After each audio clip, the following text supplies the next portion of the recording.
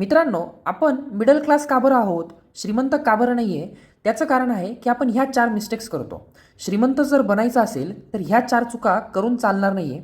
आज या व्हिडिओमध्ये मी तुम्हाला ह्या 4 चुका समजून सांगणार आहे, ज्या तुम्हाला करायच्या नाही आहेत, जेणेकरून आपण लवकरच श्रीमंत बनणार आहोत. मिस्टेक नंबर 1, संपूर्ण पैसा खर्च करून टाकणे. आपण ही चूक करतो. आपला जो पगार आहे, समजा 10,000 रुपये तुमचा पगार आहे, तो तुम्ही पूर्णच्या पूर्ण वाया घालवतात, म्हणजे पूर्णच्या पूर्ण खर्च करतात. तुम्ही सेव्हिंग करत नाही, इन्व्हेस्टमेंट करत नाही, इमर्जन्सी फंड तुम्ही तयार करत नाही. त्यामुळे तुम्हाला काय करायचं आहे, तुमचा जो पण पगार असेल त्यातून थोडीफार सेव्हिंग करायची आहे, इन्व्हेस्टमेंट देखील करायची आणि इमर्जन्सी फंड म्हणून थोडेफार पैसे साईडला टाकायचे आहेत.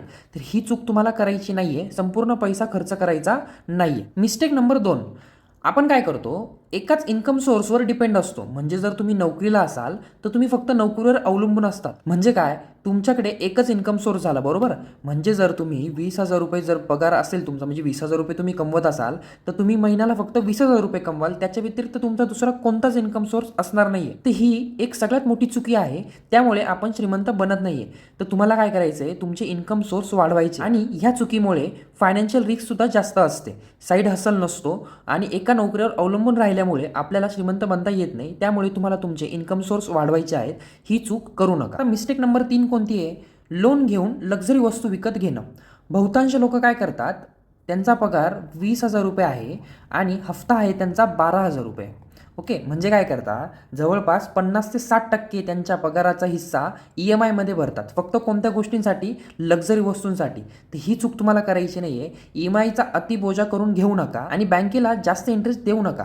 प्रोडक्ट व्हॅल्यू कमी होते काही वर्षांनंतर, ही गोष्ट समजून घ्या. याच्याने काय होतं मित्रांनो, तुम्ही श्रीमंत बनत नाहीये, तुम्ही तिथल्या तिथे स्टक झालात. यामुळे आपण मिडल क्लास राहिलो आहोत. तर तुम्हाला श्रीमंत बनायचं असेल तर लोन घेऊन लक्झरी वस्तू घेऊ नका, ही गोष्ट लक्षात ठेवा. आता लास्ट आणि 4th मिस्टेक कोणती करतो आपण, फायनान्शियल प्लॅनिंग बिलकुल करत नाही.